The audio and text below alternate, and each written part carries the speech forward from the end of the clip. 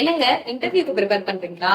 அப்போ here R 4 things that you should not do in an interview. First thing என்ன அப்படின்னா, you should not over emphasize on your personal details.